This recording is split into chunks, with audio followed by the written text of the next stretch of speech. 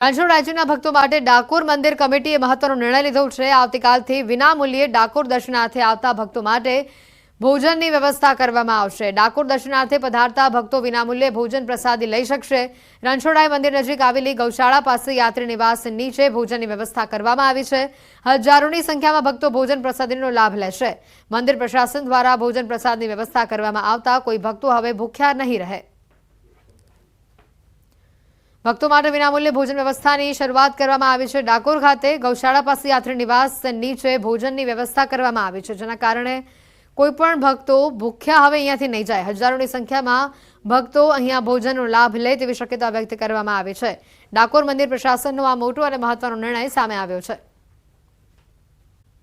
સોમનાથમાં છેલ્લા કેટલાક દિવસથી ડિમોલિશનની કામગીરી ચાલી રહી છે। ગેરકાયદેસર બાંધકામો સામે તંત્રએ કડક કાર્યવાહી કરી છે। ત્યારે સોમનાથથી બીડિયા સર્કલ સુધીનો રસ્તો 7 દિવસ બાદ ચાલુ કરાયો છે। મેગા ડિમોલિશન બાદ સોમનાથ બાયપાસથી બીડિયા સર્કલ સુધીનો રસ્તો બંધ કરવામાં આવ્યો હતો। આ રસ્તા પર જીઆઈડીસી વિસ્તારમાં 150 જેટલી ફિશ એક્સપર્ટની કંપનીઓ આવેલી છે। વાહન ચાલકોને વેરાવળ જવા માટે ફરીને જવું પડતું હતું, જેને કારણે ભારે હાલાકી પડી રહી હતી। 7 દિવસ બાદ આજે સોમનાથ પ્રભાસ પાટણથી રસ્તો ખુલ્લો મુકાતા રાહદારીઓએ રાહત અનુભવી છે। દબાણો પર દાદાનું બુલડોઝર ફરી વળ્યું છે। તમામ ગેરકાયદેસર દબાણો સામે કડક કાર્યવાહી કરવામાં આવી છે। અડાલજ ત્રિમંદિરની સામે આવેલા તમામ ગેરકાયદેસર દબાણોને દૂર કરવામાં આવ્યા છે। હજી પણ ગેરકાયદેસર દબાણો પર કાર્યવાહી ચાલુ છે।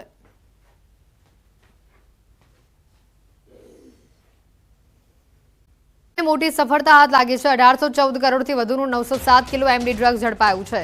દિલ્હી અને ભોપાલમાં દરોડા પાડવામાં આવ્યા। ગુજરાત એટીએસ અને એનસીબીનું આ સંયુક્ત કામગીરી સામે આવી।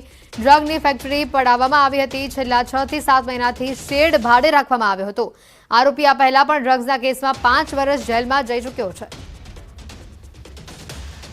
ડ્રગ્સ ફેક્ટરી પકડવામાં આવી છે। મોટી ઘટના અહીંયા સામે આવી છે। ગુજરાત એટીએસ અને એનસીબીનું આ સંયુક્ત કામગીરી સામે આવી। આરોપી આ પહેલા પણ ડ્રગ્સના કેસમાં જેલમાં જઈ ચૂક્યો છે અને ફરી એકવાર આ મોટી સફળતા હાથ લાગી છે। 1814 કરોડનું એમડી ડ્રગ્સ પકડાયું છે। 907 કિલો જથ્થો કુલ પકડાયો છે। 907 કેજી એમડી ત્યાંથી અમે પકડ્યો છે, જેની આંતરરાષ્ટ્રીય બજારમાં કિંમત લગભગ 1814 કરોડ રૂપિયા થાય છે। એ બંને આરોપીઓની જ્યારે પૂછપરછ કરવામાં આવી તો જે સનિયાલ બાને છે એ 2017માં 1 કિલો એમડીના કેસમાં પહેલાં પણ પકડાવેલો આરોપી છે અને એમાં એના 5 વર્ષ એ જેલમાં કાઢ્યો છે।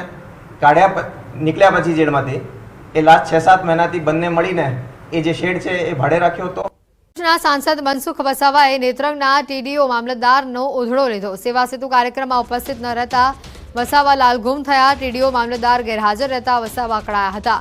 વસાવાએ કહ્યું કે મામલતદાર ટીડીઓને ગરીબોની ચિંતા નથી કે શું? મામલતદાર ટીડીઓને ગરીબોની ચિંતા નથી તેવા વસાવાએ પ્રહાર કર્યા છે। નર્મદાના સાંસદ મનસુખ વસાવાએ ઉધડો લીધો।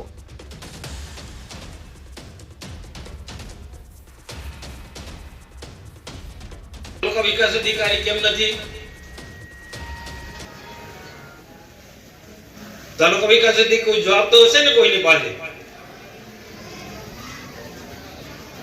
અહીંયા મંચ પર બેઠેલા લોકો પદાધિકારીઓ છે, આખી માહિતી અધિકારીનો હોય, એમાં મેન અધિકારી નથી। સેવા સેતુનો આટલો મોટો કાર્યક્રમ ને તાલુકા વિકાસ અધિકારી નથી, મામલતદાર કેમ નથી અહીંયા? સેવા સેતુમાં પ્રાંત અધિકારી પણ હોય ને, સેવા સેતુમાં પ્રાંત અધિકારી પણ હોય ને। આજે પ્રાંત અધિકારી પણ નથી। સરકારનો આટલો મોટો કાર્યક્રમ, રાજ્ય સરકાર ગરીબો માટે ખૂબ ચિંતા કરે છે ના નેત્રંગ તાલુકાના ટીડીઓ કે પછી મામલતદાર કે આ વિભાગના પ્રાંત અધિકારીને કોઈ ગરીબોની ચિંતા નથી એવું લાગે છે। બેનની પાસે ખુલાસો માંગો। એસઓજી પોલીસને વધુ એક સફળતા હાથ લાગી છે। એસઓજી અનંતનાગ જિલ્લામાંથી ડ્રગ માફિયાને ઝડપી પાડ્યો છે। એસઓજી આરોપી નિશાર અહેમદને ઝડપી પાડ્યો છે। નિશાર અહેમદ 19 વર્ષથી વોન્ટેડ હતો, જેની અનંતનાગ જિલ્લામાંથી ધરપકડ કરવામાં આવી છે। આરોપી પાકિસ્તાન અને અફઘાનિસ્તાનથી હાઈ પ્યુરિફાઈડ ડ્રગ્સ લાવતો। વર્ષ 2006માં સુરતમાં 10 કિલો ડ્રગ્સ વેચાણ માટે આવ્યો હતો। મૈદરપુરા પોલીસ મથકમાં આરોપી નિશાર અહેમદ સામે ગુનો નોંધાયો છે। આરોપી અનંતનાગથી પોલીસને ચકમો આપી ભાગી છૂટ્યો હતો।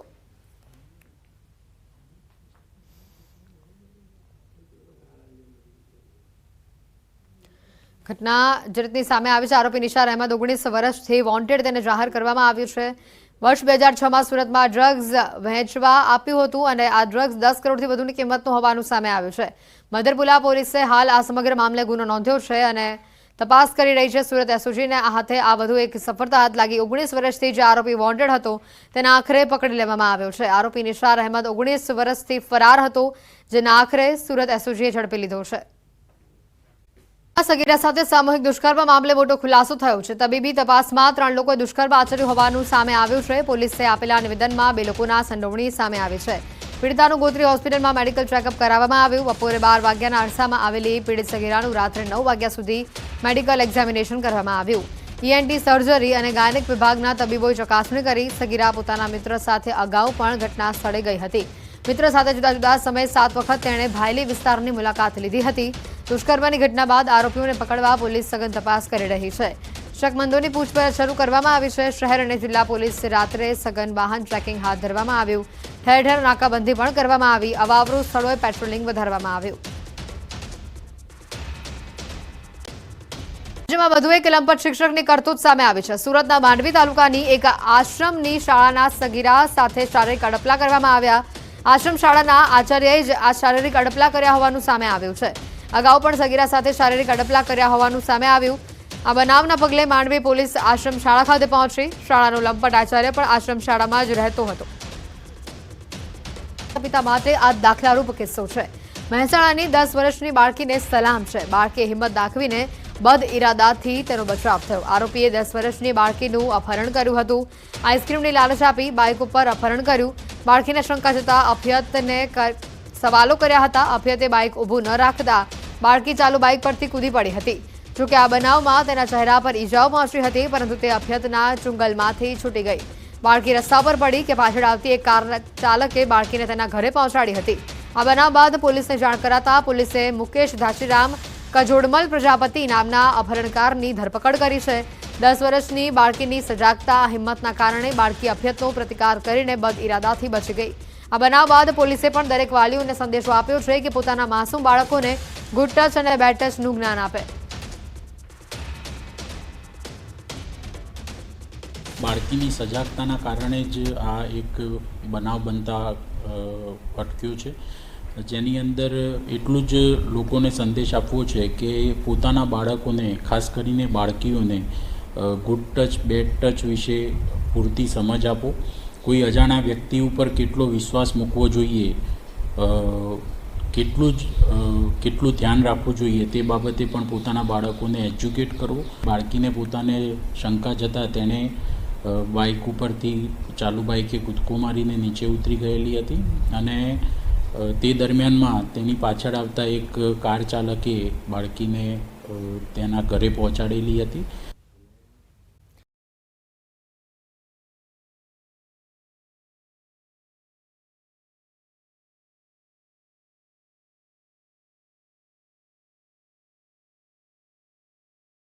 સનાતન ધર્મ સમિતિના જ્યોતિનાથ મહારાજે કહ્યું છે કે આયોજકો સામે કાયદાકીય પ્રક્રિયા હાથ ધરવી જોઈએ. આવા બેજવાબદારીપૂર્વક આયોજનો ન કરવા જોઈએ.